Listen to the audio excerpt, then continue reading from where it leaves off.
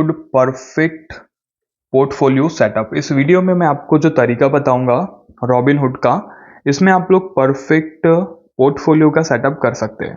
Okay, सो यहाँ से आप लोग देख पाएंगे आपके पोर्टफोलियो का setup colour wise.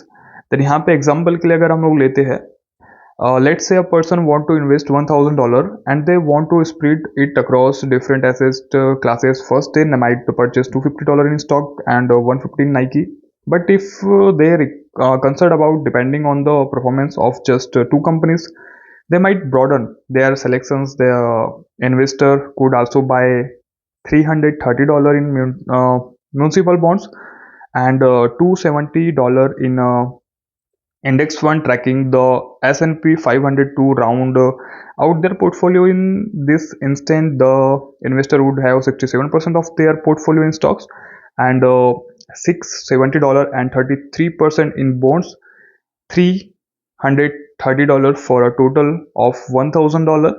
And indexes are unmatched, do not incur management fees, costs and expenses, and cannot be invested in directly. Okay.